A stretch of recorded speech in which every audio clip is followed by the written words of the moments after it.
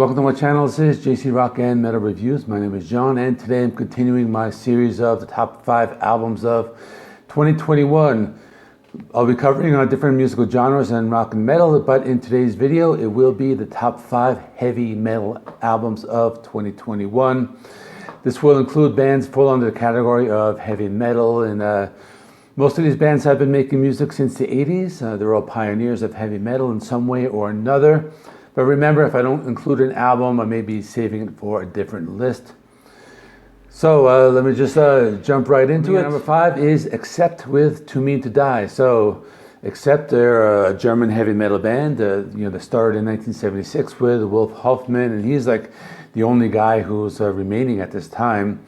So the original vocalist Udo Dirkschneider was replaced by Mark Tornillo in 2009, but spoiler alert, we're going to be hearing about Udo in a little while.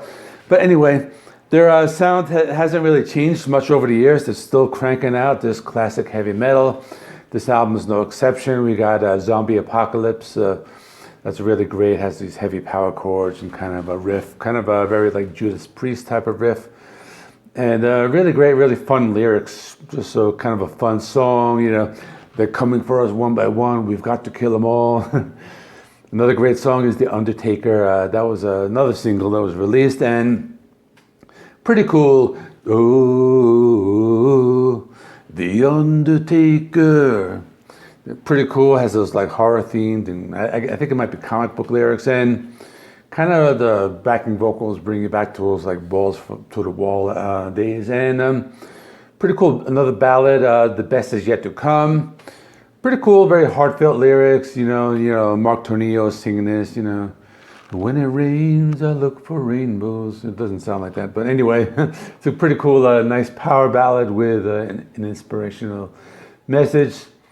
So coming in number 4 is Udo, or Udo, with Game Over, and so he was the original singer of Accept, but he formed his own band in '87.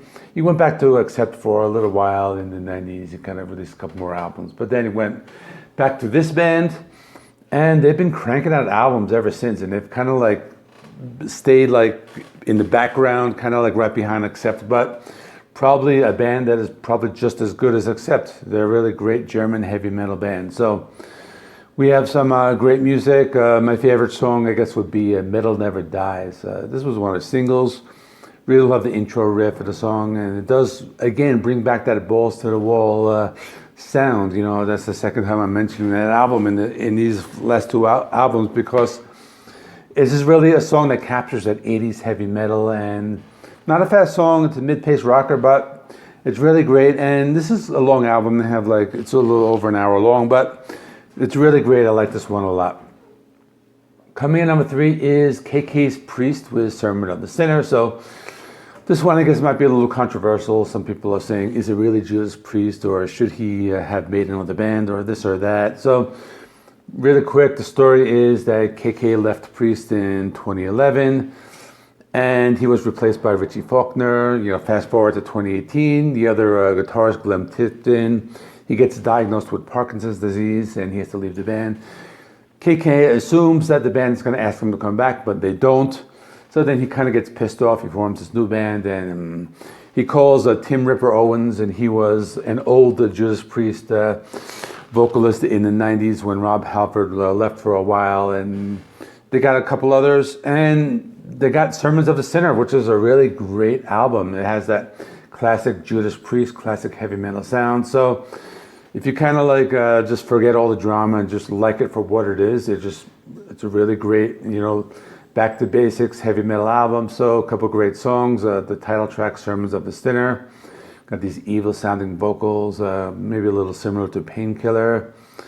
We have Metal Through and Through, one of the longer songs, and it has metal in the title, so you gotta love it for that. Kind of has like a very Iron Maiden-esque type of riff, got the chugging guitars and the chanting vocals, and they do have these like tempo changes, and slows down after 5 minutes and plays some neoclassical stuff. Really a great song. This is just a great album through and through.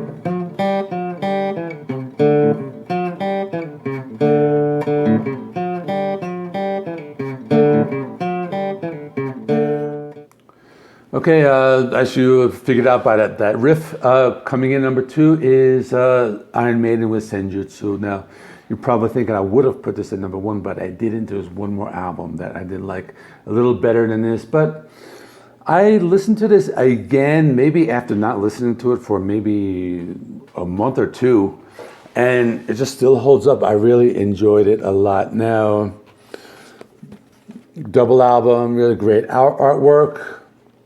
Now, my only complaint is that there's no track listing, so I have to take out the book. So the track listing is on the back page of the booklet, but basically I like all of these songs, like Senjutsu, Stratego, The Writing on the Wall. You know, a lot of people didn't like it, you know, why is Iron Maiden doing country or southern rock? But I really love it. I think that's probably actually one of the ones I like the best.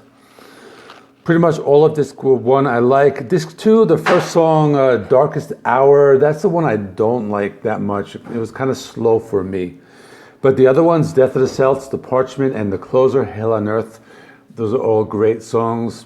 Long songs, but these are great. You know, it's Iron Maiden. You know, they're not doing that like speed metal from the 80s anymore.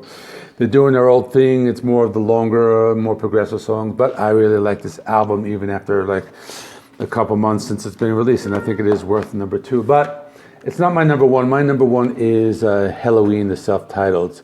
This is such an awesome album. You know, Halloween came back. They've kind of rotated their vocalists over the years, and for this album, they're like, hey, everybody, let's come back and let's all do this together. So we got Andy Darish, we got Michael Kiske, and we got Kai Hansen, all the vocalists from all of the years.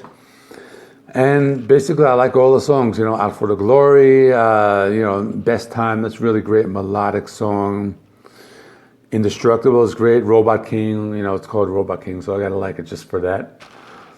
Cyanide, really great. And the closing track, Skyfall, 12-minute track, really great epic power metal. And this is just the best of everything. It's almost like a greatest hits because it just has all of the different styles of all of the different years they've been active, everything from like the Keeper of the Seven Keys era up to their latest stuff, but they kind of like all consolidated it into one great album. So this is my number 1 pick for album of the year in the heavy metal category. So that is all. Tomorrow I will be continuing my list, and it will be another different metal genre. I will be doing 10 death metal albums coming up. I will be doing thrash metal albums, and I haven't really decided which ones to do yet. So anyway, please remember, like, comment, subscribe. Check out my other videos I have here, and I'll see you all in the next one.